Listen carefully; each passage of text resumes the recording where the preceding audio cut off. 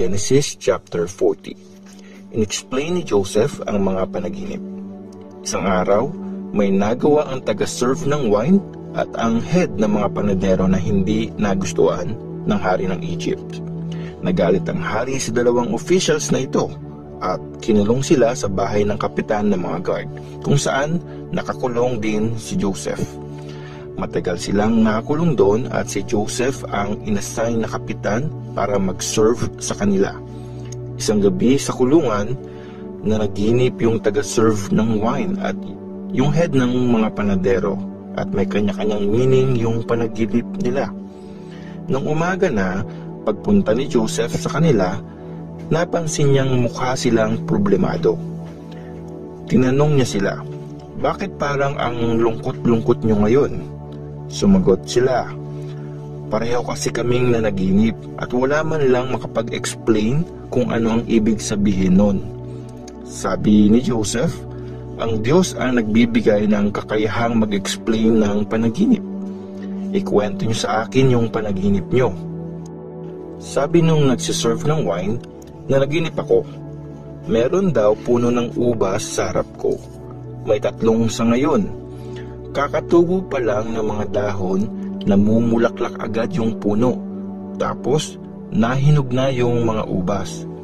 Hawak ko yung baso ng hari, tapos pinitas ko yung mga ubas, piniga ko yun sa baso at inabot sa kanya." Sabi ni Joseph, "Ito yung meaning ng panaginip mo. Yung 3 sanga, ibig sabihin nun 3 araw. At sa loob ng 3 araw, palalayain ka na ng hari. Patatawarin ka at ibabalik sa dati mong posisyon. Ikaw na ulit ang magsuserve ng inumin ng hari gaya ng ginagawa mo dati. Pero pag nakalaya ka na, huwag mo akong kalimutan at sana mabanggit mo ako sa hari para makalabas na ako dito. Kasi kinuha lang ako sa lugar ng mga Hebrew, tapos kinulong ako dito kahit wala akong kasalanan." Nung marinig ng head ng mga panadero na maganda yung interpretation ng panaginip sa nag-serve ng wine, sabi niya kay Joseph, "Nanaginip din ako. May 3 basket daw ng tinapay na patong-patong sa ulo ko. Yung basket sa pinakataas, may iba't ibang pagkain na bake para sa hari, pero kinakain yun ng mga ibon." Sabi ni Joseph, "Ito yung meaning ng panaginip mo. Yung 3 basket, ibig sabihin nun 3 araw. Sa loob ng 3 araw, palalayain ka ng hari, pero papupugutan ka niya ng ulo. Tapos, isasabit yung katawan mo sa poste at kakainin yon ng mga ibon." After 3 days, nag-birthday ang hari at naghanda siya ng malaking celebration para sa lahat ng officials niya. Pinalaya niya yung nagsiserve ng wine at yung head ng mga panadero at dinala sila sa harap ng mga officials niya. Binalik niya sa posisyon yung nagsiserve ng wine at pinugutan ng ulo ang panadero. Nangyari nga ang lahat ng sinabi ni Joseph, pero nakalimutan na nagsiserve ng wine si Joseph at hindi man lang ito sumagi sa isip niya. Genesis chapter 41. Explain ni Joseph ang panaginip ng hari. After 2 years, nanaginip ang hari ng Egypt. Nakatayo daw siya sa tabi ng Nile River. Tapos, biglang may 7 magaganda at matatabang baka na umahon sa ilog at kumain ng damo. After nun, may 7 pangit at payat na baka naman na umahon din sa ilog. Lumapit sila at tumayo sa tabi ng ibang baka. Kinain ng mga payat na baka yung matatabang baka. Tapos, nagising ang hari. Nakatulog ulit ang hari at nanaginip ulit siya. May 7 uhay daw ng grain na tumubo at unti-unting lumago. Malaki at mataba ang mga yun.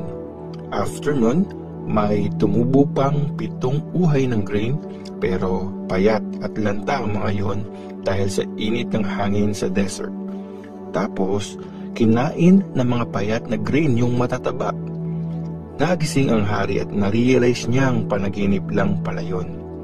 Kinabukasan, hindi siya mapakali, kaya pinatawag niya ang lahat ng mga magician at wise men sa Egypt. Kinuwento niya yung mga naging panaginip niya, pero walang makapag-explain nito sa kanya. Tapos, sinabi nung taga-serve ng wine sa hari, "May kasalanan po ako. Ngayon ko lang naaalala. Dati po, nagalit kayo sa amin ng head ng mga panadero at pinakulong nyo kami sa bahay ng kapitan ng mga guard. Isang gabi, pareho po kaming nanaginip. Tapos, may kanya-kanyang meaning yung panaginip namin. May kasama po kami dong binatang Hebrew, yung alipin ng kapitan ng mga guard. Kinuwento namin sa kanya yung panaginip namin, tapos in-explain niya sa amin yung meaning nun. Nangyari pong lahat yung mga sinabi niya sa amin. Nabalik na ako sa posisyon at binitay nga ang panadero." Tinatawag agad ng hari si Joseph. Nilabas siya sa kulungan, tapos nag-ahit siya. Nagbihis ng bagong damit at humarap agad sa hari. Sabi ng hari sa kanya, "Nanaginip ako, pero wala ni isang makapag-explain noon sa akin. May nagsabi sa akin na kaya mong mag-explain ng panaginip." "Hindi po ako," sabi ni Joseph. "Ang Diyos ang magbibigay ng magandang paliwanag sa panaginip nyo." Kinuwento ng hari ang panaginip niya. "Nakatayo daw ako sa may Nile River. Tapos may 7 magaganda at matatabang baka na umahon sa ilog at kumain ng damo. After nun, may umahon din na 7 pangit at payat na baka. First time kong makakita ng ganun kapayat na baka sa Egypt. Tapos, kinain ng mga payat na baka yung mga matabang baka. Pero after nilang kainin yun, parang walang nagbago sa kanila. Ang papayat pa rin nila. Tapos, nagising na ako. Nanaginip ulit ako. May nakita akong 7 uhay ng grain na malaki at mataba. Tumubo yun at unti-unting lumago. May 7 uhay din ng grain na tumubo. Payat at lanta naman ang mga yon dahil sa init ng hangin sa desert. Kinain ng mga payat na uhay yung matataba. Kinuwento ko ito sa mga magician pero walang makapag-explain nito sa akin. Sinabi ni Joseph sa hari, "Pareho lang po yung meaning ng dalawa niyo pong panaginip. Pinapakita sa inyo ng Diyos kung ano ang gagawin niya. Yung meaning po ng 7 matabang baka ay 7 taon. At 7 taon din ang meaning ng 7 uhay na may madaming grain. Parehas lang po ang meaning nila. Yung 7 payat na baka at 7 payat na uhay ay 7 years na taggutom. Sabi ko nga po sa inyo, pinapaalam sa inyo ng Diyos kung ano ang gagawin niya.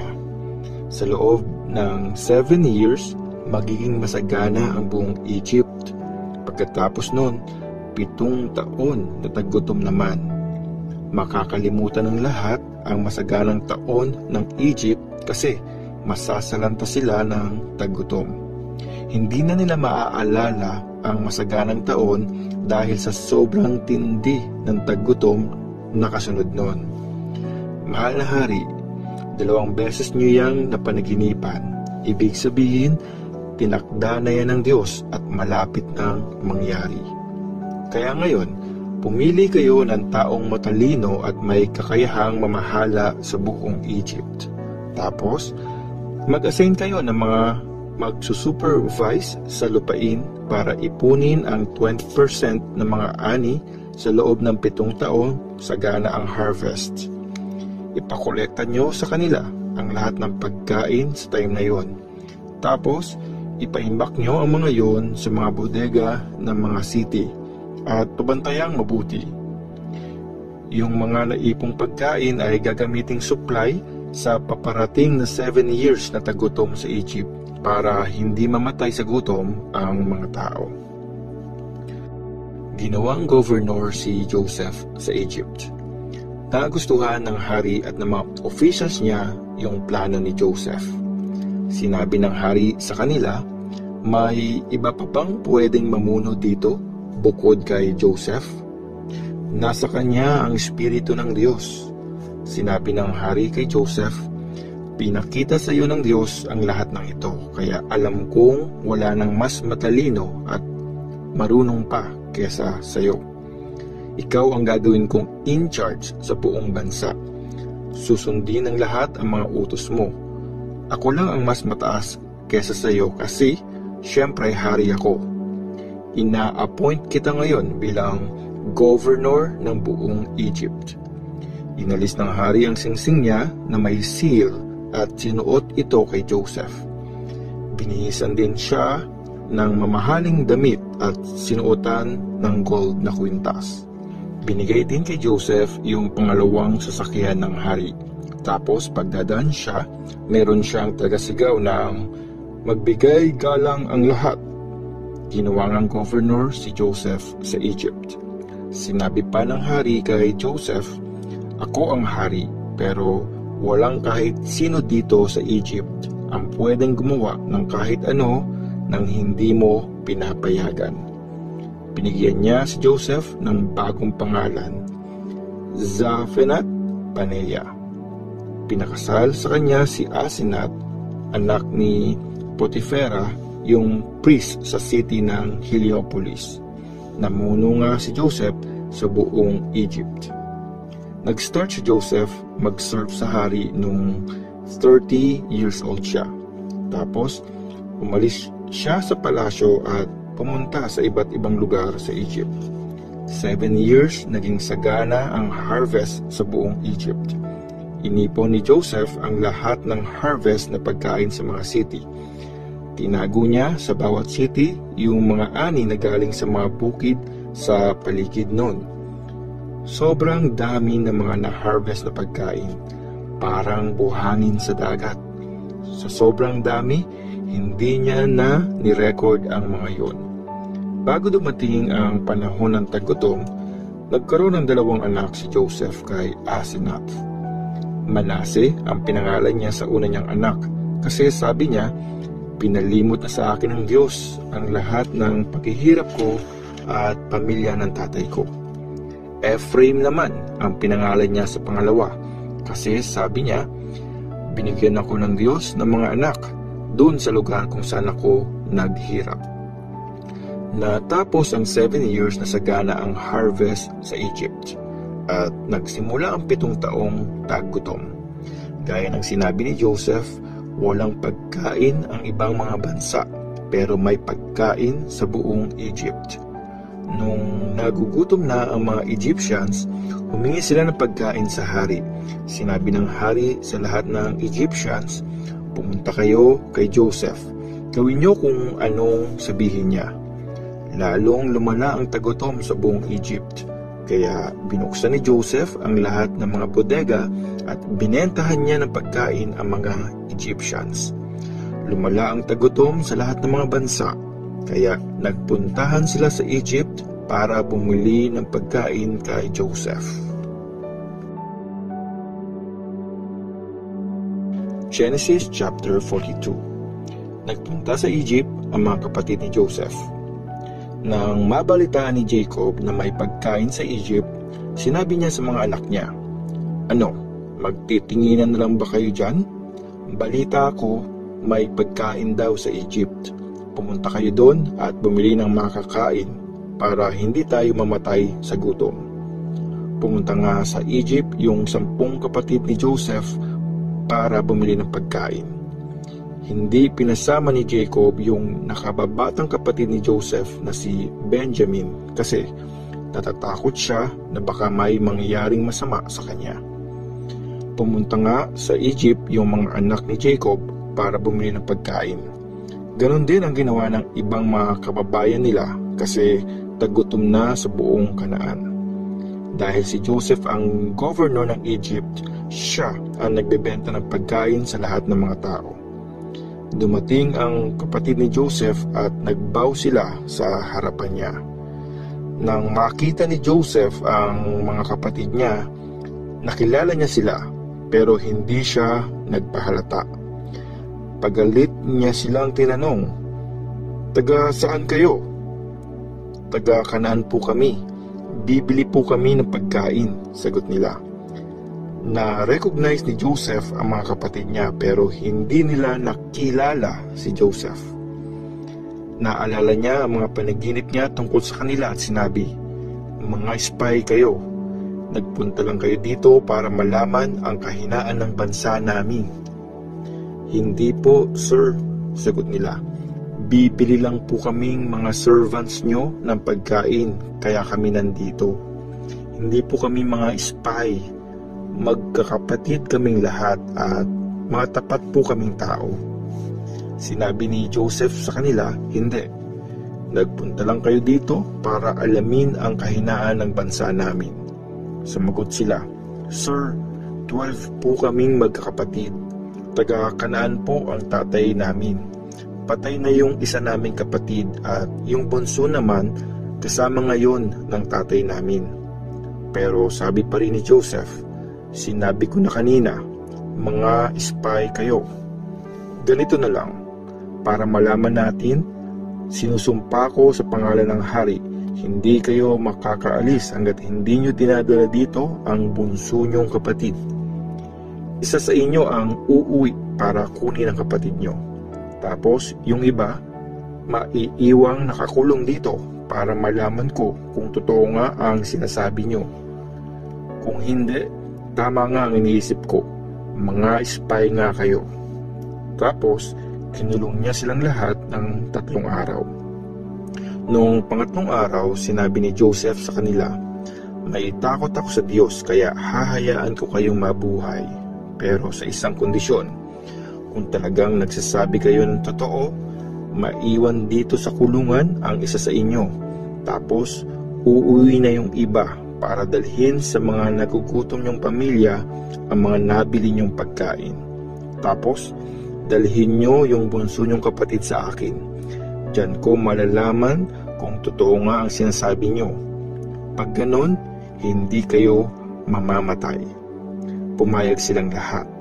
Sinabi nila sa isa't isa, "Pinagbabayaran natin yung ginawa natin sa kapatid natin." Hirap na hirap siya noon pero hindi natin siya pinansin nung humihingi siya ng tulong. Kaya ngayon tayo naman ang naghihirap. Sinabi ni Ruben, "Yan yung sinasabi ko sa inyo noon.